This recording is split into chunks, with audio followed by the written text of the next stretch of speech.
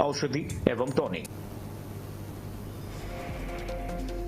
नितिन नवीन के 2 दिवसीय लखनऊ दौरे का आज दूसरा दिन। शक्ति केंद्र संयोजक सम्मेलन में होंगे शामिल। एनडीए नेताओं के साथ करेंगे बड़ी बैठक।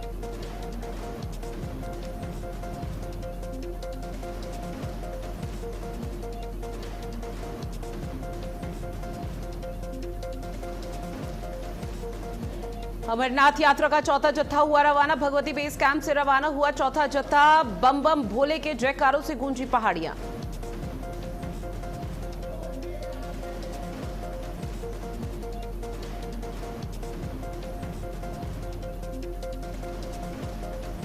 जम्मू कश्मीर के शोपियां में सुरक्षा बलों की बड़ी कार्रवाई। 2 आतंकियों को किया गया ढेर। मुठभेड़ में दोनों आतंकियों को मार गिराया।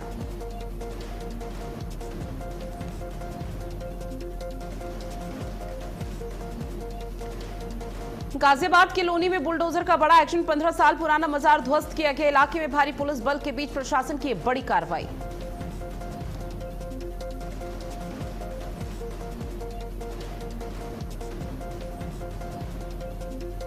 और महाराष्ट्र में मूसलाधार बारिश का सिलसिला देखने को मिला। तेज बारिश के चलते तालाब बनी है सड़कें। लोगों की बढ़ी अब परेशानी।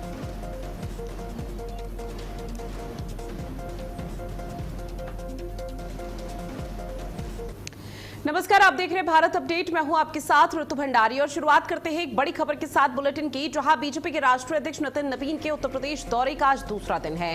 होटल ताज में एनडीए नेताओं के साथ संयुक्त बैठक है। राष्ट्र प्रेरणा स्थल का दौरा भी करते हुए नजर आएंगे। शक्ति केंद्र संयोजक सम्मेलन में शिरकत करेंगे, जहां बूथ अध्यक्षों के आवास पर संवाद और प्रवास का कार्यक्रम होगा। तो ये बड़ी खबर आपकी टीवी स्क्रीन पर साझा कर रही है, जहां आपको बता दें कि बीजेपी के राष्ट्रीय अध्यक्ष नितिन नवीन उत्तर प्रदेश के 2 दिवसीय दौरे पर है। कल के दिन का अगर हम जिक्र करें तो काफी महत्वपूर्ण तस्वीरें सामने आई थी। बैठकों का सिलसिला देखने को मिला था, जहां पर बीजेपी के राष्ट्रीय अध्यक्ष नितिन नवीन की तरफ से ये दावा भी किया गया था कि 2027 के विधानसभा चुनाव में एक बार फिर से बीजेपी की प्रचंड बहुमत के साथ सरकार बनेगी। जिसके बाद आज चूंकि दूसरा दिन है और दूसरा और अंतिम दिन है, तो निश्चित तौर पर आज का दिन भी बेहद जरूरी और महत्वपूर्ण हो जाता है, जहां पर न सिर्फ बैठकों का सिलसिला रहेगा बल्कि एनडीए नेताओं के साथ भी संयुक्त वार्ता होती हुई होटल ताज में नजर आने वाली है। साथ ही आपको बता दें कि बीजेपी के अध्यक्ष नितिन नवीन की तरफ से किसी तरह से यहां पर मूल मंत्र दिया जा सकता है, रणनीति तैयार की जा सकती है कि आगे आने वाले समय के लिए विधानसभा चुनावों के लिए किस तरह से रीति नीति अपनानी है। चाहे समाजवादी पार्टी का पीडीएफ फैक्टर हो या मुस्लिम यादव फैक्टर हो, उसकी काट कैसे करनी है,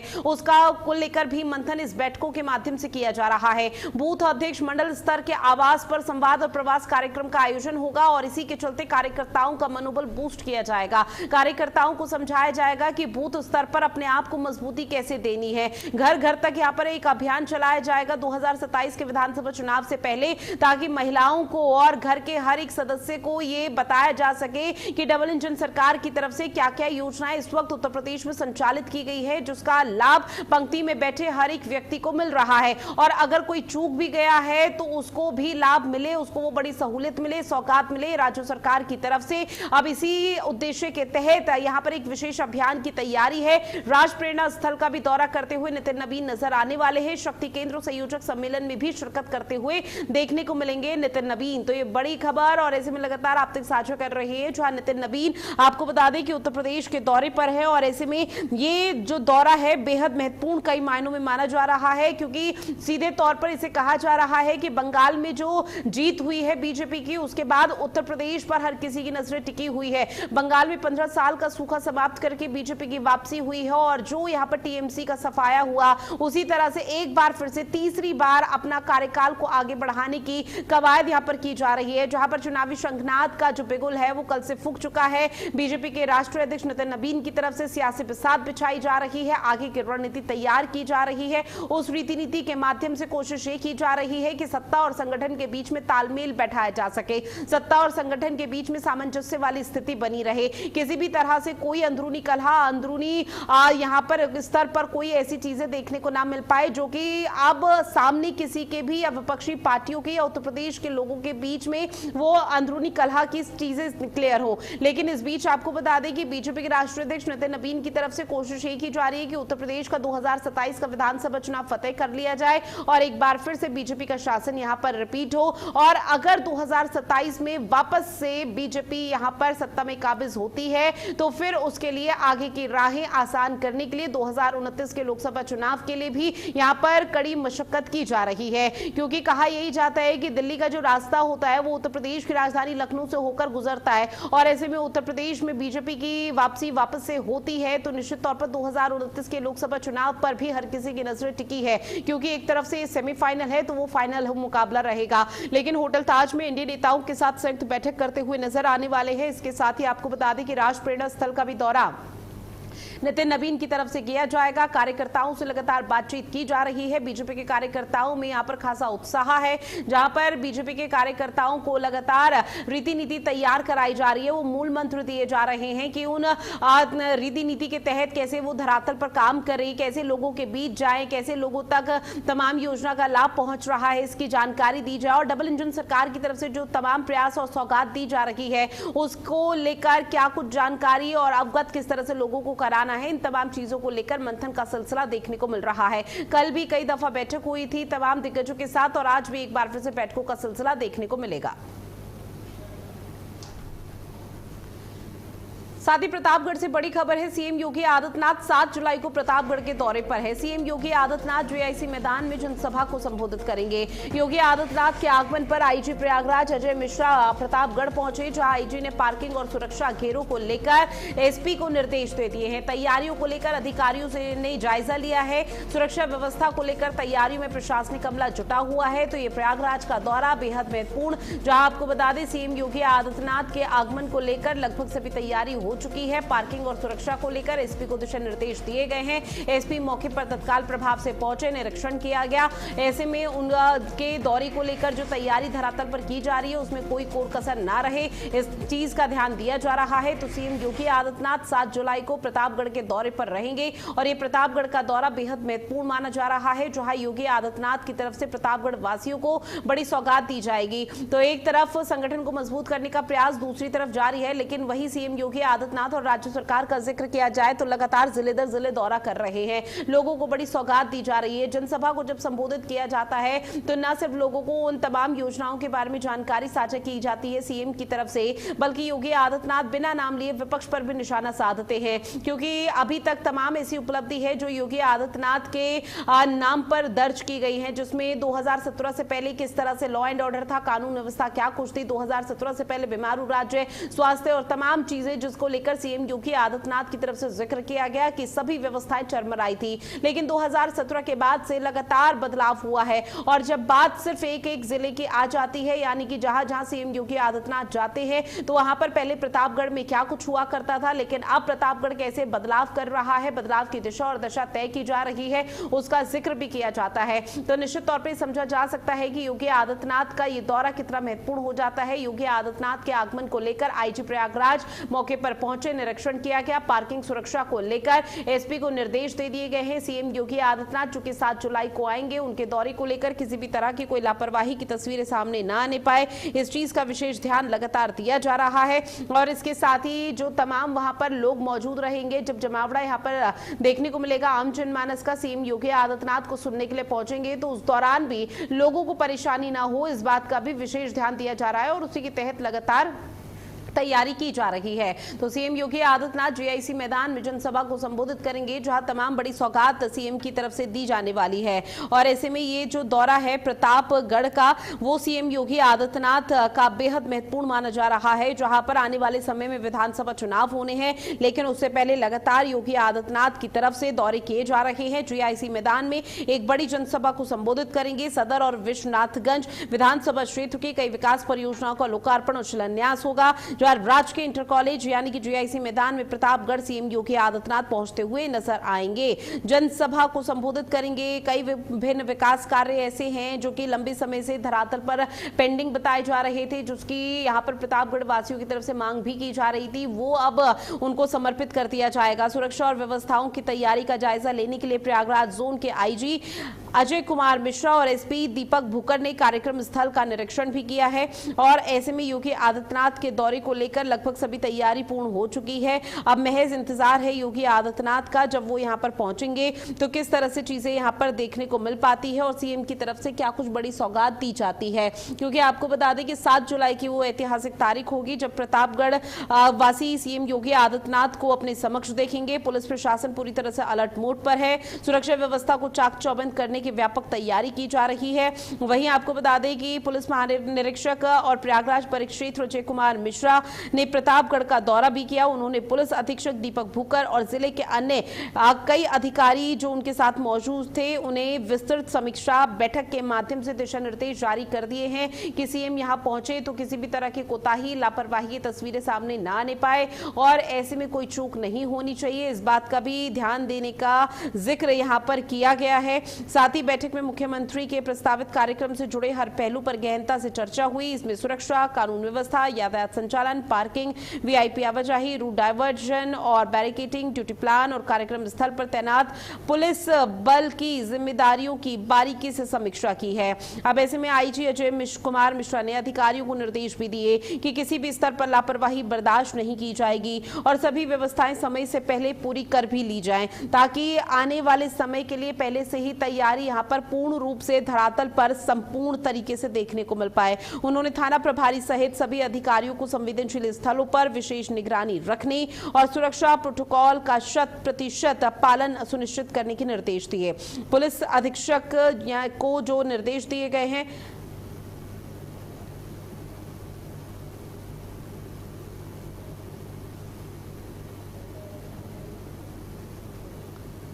और फोन लाइन पर ज्यादा जानकारी के साथ मेरे सहयोगी आमिर हमारे साथ जुड़े हुए हैं। आमिर, फिलहाल सीएम योगी आदित्यनाथ प्रतापगढ़ के दौरे पर 7 जुलाई को रहेंगे, तो अभी से धरातल पर क्या कुछ तैयारियों की तस्वीरें सामने आ पा रही है? जी, आपको बता दें कि मुख्यमंत्री जी का 7 तारीख को दौरा प्रस्तावित है प्रतापगढ़ में, जिसको लेकर प्रशासन ने तैयारियां तेज कर दी हैं। मंच के जर्मन हैंगर लगाए जा रहे हैं। इसी संबंध में कल प्रयागराज रेंज के आईजी अजय कुमार ने देर शाम एसपी दीपक भूकर के साथ जो है कार्यों की समीक्षा और जो है तैयारियों की व्यवस्था के लिए बैठक करके आवश्यक दिशा निर्देश दिए गए हैं, जिसमें VIP movement, parking, barricading, duty plan वगैरह के, रूट डायवर्जन वगैरह के सारी चीजें विस्तार से चर्चा की गई हैं और प्रशासन ने बहुत तेजी के साथ तैयारियां शुरू कर दी हैं। 7 तारीख को विभिन्न विकास योजनाओं की समीक्षा के साथ ही एक जनसभा को भी संबोधित करेंगे मुख्यमंत्री, जिसके लिए स्टेज तैयार किया जा रहा है। करीब 200 सुरक्षा कर्मियों के घेरे में स्टेज को रखा जाएगा और जनसभा को संबोधित करेंगे।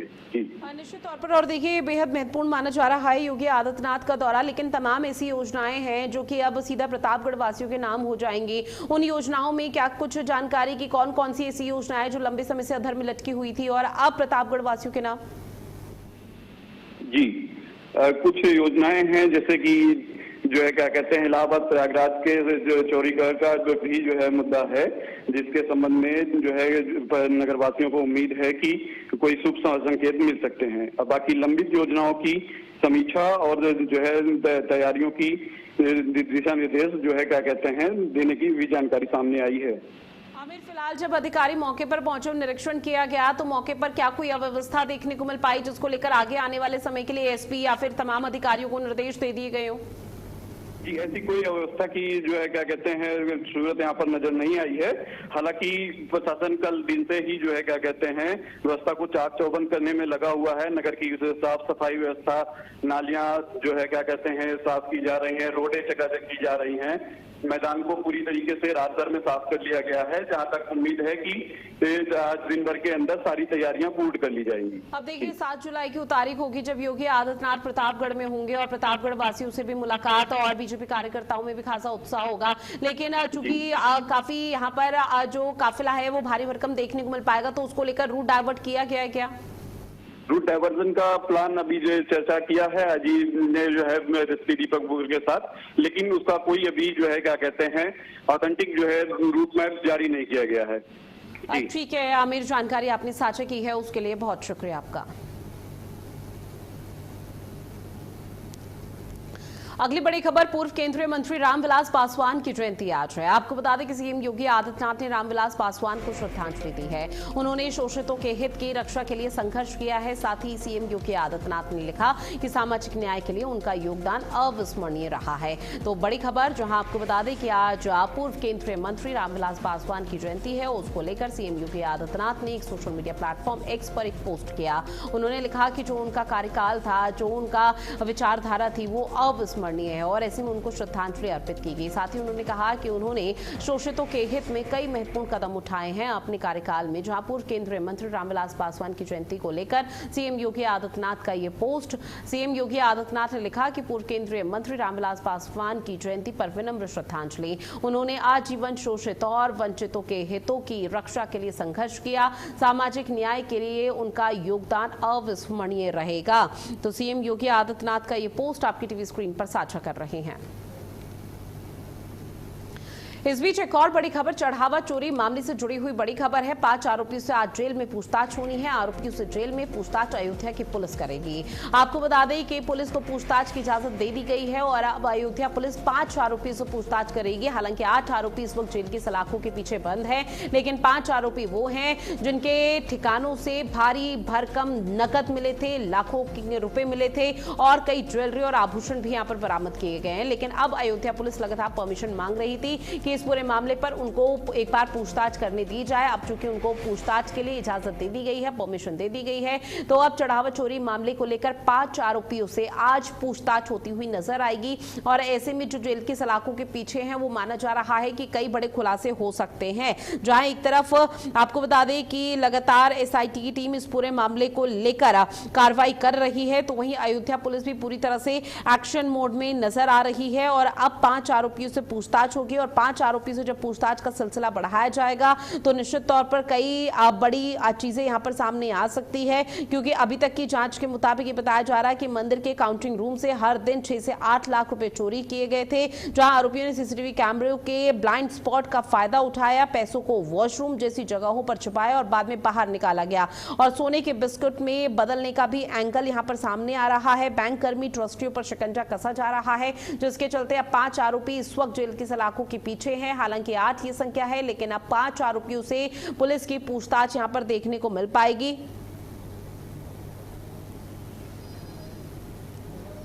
रमन मेरे सहयोगी हमारे साथ फोन लाइन पर ज्यादा जानकारी के साथ जुड़े हुए हैं। रमन, इस पूरे मामले को लेकर क्या अपडेट है? 5 आरोपियों से अब अयोध्या पुलिस की पूछताछ होगी।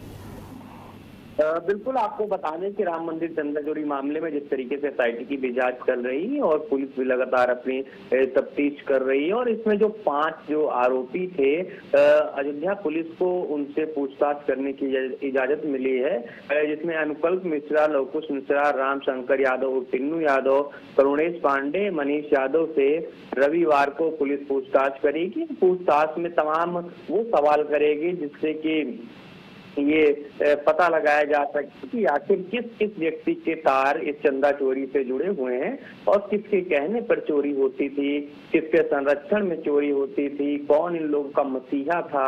इन सब का पता करने के लिए जिस तरीके से एसआईटी काम कर रही है, उसी तरीके से अयोध्या पुलिस भी अपने काम में लगी हुई है। अब उसे भी इजाजत मिली है पूछताछ के लिए। अब देखना होगा कि पुलिस ऐसा कौन सा खुलासा करती है, ऐसा कौन सा तथ्य जुटाती है जिससे कि जो राम मंदिर चंदा चोरी का मामला है उसका पर्दाफाश हो सके। आपको बताया था कि जून में ही राम मंदिर चंदा चोरी मामले की सुगबुगाहट शुरू हुई, उसके बाद में मामला धीरे धीरे साफ हुआ। राम मंदिर ट्रस्ट की तरफ से अपील की गई, उसके बाद में मुख्यमंत्री योगी आदित्यनाथ ने एसआईटी की जांच गठित की और सीधा कहा कि एसआईटी में दूध का दूध पानी का पानी होगा, जिसने भी आस्था से खिलवाड़ किया है। और उसके बाद से लगातार दिन प्रतिदिन एसआईटी नए नए अपडेट रहते रहे, नए नए खुलासे दर परत दर खुलते रहे और अब अयोध्या पुलिस को भी इजाजत मिली है। अब अयोध्या पुलिस कितना खेल करती है, कितना कमाल करती है, कैसे उसके पास कौन से ऐसे सोर्स है कि वो और अच्छी पूछताछ करेगी, तो ये बड़ा दिलचस्प होने वाला है। देखिए, जो मुख्य आरोपी है वो अविनाश शुक्ला का कबूलनामा भी यहाँ पर अभी हाल फिलहाल में सामने आया था। लेकिन अब सवाल ये उठ रहा है कि अयोध्या की पुलिस अभी चूंकि 8 आरोपी इस वक्त जेल की सलाखों के पीछे हैं, 5 आरोपी से पूछताछ का सिलसिला यहाँ पर शुरू किया जाएगा, तो एक एक करके सभी कड़ियों को जोड़ने के बाद क्या मानकर चला जाए कि एक चौंकाने वाला खुलासा हो सकता है?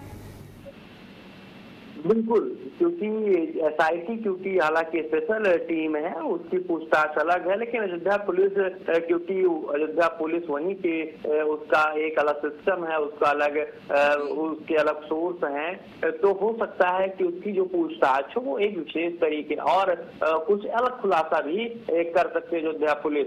हालांकि SIT लगातार खुलासे कर रही है और SIT ने प्रारंभिक रिपोर्ट भी पेश की है और जिससे SIT का अयोध्या पुलिस पूरी तरीके से योगदान भी कर रही है। लेकिन अब पुलिस को भी इसकी इजाजत मिली है, पुलिस इसको किस एंगल से पूछताछ करती है, क्या करती है, ये सब बड़ा आज जब पूछताछ होगी उसके बाद में जिस तरीके से खबरें बाहर आती हैं उसको जानना बड़ा ही दिलचस्प रहेगा। और अयोध्या पुलिस की तरफ से जब पूछताछ का सिलसिला शुरू किया जाएगा, लेकिन इस बीच SIT का भी अभी तक रोल किस तरह से चीजें यहाँ पर क्लियर हो रही हैं वो भी जानने की कोशिश करेंगे रमन आपसे कि SIT की जो कार्रवाई है और कार्य प्रणाली है वो किस कदर आगे बढ़ चुकी है, क्योंकि 15 जुलाई की तारीख जब रिपोर्ट पेश करनी होगी राज्य सरकार के समक्ष।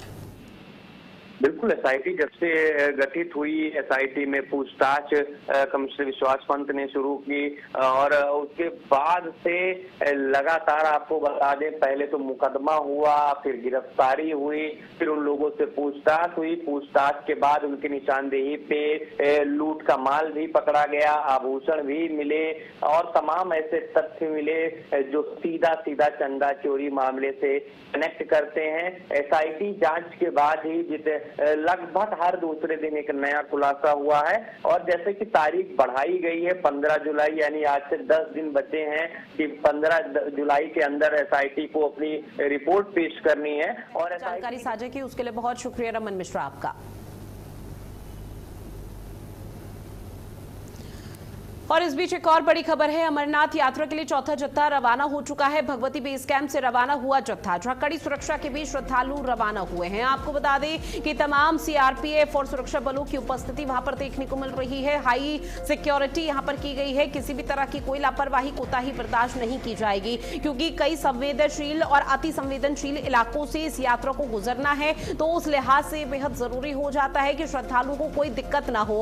हालांकि पिछले साल की तुलना में इस साल श्रद्धालु ज्यादा संख्या में पहुंचे हुए हैं, पंजीकरण यहां पर कराया गया है और चौथा जत्था भी अब रवाना हो चुका है। वहां पर लगातार प्रशासनिक अमला मुस्तैद है, प्रशासन की तरफ से कवायद की जा रही है कि श्रद्धालुओं को किसी भी तरह की परेशानी ना होने पाए, उनसे 1-on-1 चर्चा की जा रही है और बात करते हुए बाकायदा ये पता लगाने की का भी प्रयास किया जा रहा है और उनको समझाइश दी जा रही है कि अगर कोई भी संदिग्ध गतिविधि आपको दिखाई देती है तुरंत सुरक्षा बल को सूचित किया जाए या फिर प्रशासनिक अमला जो स्थानीय पुलिस प्रशासन मौके पर मुस्तैद है उनको यहां पर इतलाह किया जाए। थोड़ी सी भी अगर ऐसा लगता है कि कुछ हो सकता है तो उसको लेकर भी, क्योंकि ऐसे कई संवेदनशील और अति संवेदनशील इलाके हैं जहां से इस यात्रा को गुजरना है। जम्मू कश्मीर के उपराज्यपाल मनोज कुमार सिन्हा की तरफ से इस यात्रा को हरी झंडी दिखाई गई, जिसके बाद रवाना कर दिया गया। श्रद्धालुओं में खासा उत्साह देखने को मिला, हर हर महादेव के जयकारे सुनाई दिए हैं, बम बम भोले के जयकारे गूंज रहे हैं और श्रद्धालुओं का सीधे तौर पर कहना कि हर साल इसी तरह का उत्साह कायम रहता है, लेकिन जब बाबा का बुलावा आया तो हम बाबा के बुलावे के लिए, बाबा के दर्शन करने के लिए जा रहे हैं। अमरनाथ यात्रा का एक अलग महत्व है, श्रद्धालुओं में उत्साह और चूंकि आने वाले समय पर आपको बता दें कि यहां पर अब सावन का महीना भी शुरू होने वाला है, तो श्रद्धालुओं की संख्या धीरे धीरे और निरंतर बढ़ती हुई देखने को मिल पाएगी। जहां श्रद्धालुओं का जो पहला दिन का जो आंकड़ा रहा है वो 12,168 श्रद्धालुओं ने पवित्र गुफा में बाबा बर्फानी के दर्शन किए। चूंकि आज चौथा जत्था रवाना हो चुका है और ऐसे में लगातार देखने को मिल रहा है कि किस तरह से 57 दिनों की इस यात्रा में आपको बता दें जो 3 जुलाई से शुरू हुई थी 28 अगस्त को समाप्त हो जाएगी, रक्षाबंधन के दिन पर चलेगी, जहां पर श्रद्धालु पारंपरिक 48 किलोमीटर लंबे पहलगाम मार्ग और छोटे लेकिन चढ़ाई वाले 14 किलोमीटर लंबे बालटाल मार्ग दोनों से पवित्र गुफा की ओर बढ़ रहे हैं। ऐसे में AI कैमरों से भी निगरानी रखी जा रही है। प्रशासनिक अमला हर चप्पे चप्पे पर मुस्तैदी से यहां पर डटा हुआ है और श्रद्धालुओं से भी लगातार बातचीत कर रहा है। और जब जत्था आगे बढ़ता है और जहां पर पैदल मार्ग होगा, क्योंकि मौसम भी अनुकूल नहीं है, बारिश का भी यहां पर सिलसिला देखने को मिल रहा है और कई ऐसे रास्ते होंगे जहां से जो श्रद्धालु हैं, भक्त हैं, बाबा बर्फानी के दर्शन करने के लिए उन्हें पैदल चलना पड़ेगा, पैदल मार्ग अपनाना पड़ेगा। तो वहां भी विशेष तैयारी प्रशासन की तरफ से की गई है। ऑक्सीजन बूथ यहां पर तैयार किया गया है क्योंकि ऊंचाई पर सांस लेने में होने वाली दिक्कतों से निपटने के लिए रास्ते में थोड़ी थोड़ी दूरी पर विशेष ऑक्सीजन बूथ और हेल्थ चेकअप सेंटर्स भी बनाए गए हैं। साथ ही सेना, सीआरपीएफ और जम्मू कश्मीर पुलिस के जवान पूरे रूट और बेस कैंपों पर पूरी तरह से मुस्तैद नजर आ रहे हैं। और ऐसे में जो बकायदा रूट यहां पर मेंशन किया गया है उसमें सीधे तौर पर बताया जा रहा है कि श्रद्धालुओं को ना तो डरने की जरूरत है, ना ही उन्हें किसी भी तरह से भय की स्थिति में यहां पर पहुंचने की जरूरत है, क्योंकि जो विशेष तैयारी की गई है वो श्रद्धालु और भक्तों के लिए की गई है। दूर दराज से लगातार जो भक्तगण हैं वो यहां पर पहुंच रहे हैं और इसमें चौथा जत्था रवाना हो चुका है। ये तस्वीर भी आपको अल सुबह की दिखा रहे हैं जहां प्रशासनिक अमला मौके पर मुस्तैद रहा और चौथे जत्थे को रवाना कर दिया गया। भारी संख्या में श्रद्धालु भक्तगण यहां पर मौजूद नजर आए, उनमें खासा उत्साह देखने को मिला। न सिर्फ यहां पर महिला पुरुष बल्कि छोटे छोटे बच्चे भी बाबा बर्फानी के दर्शन के लिए पहुंच रहे हैं।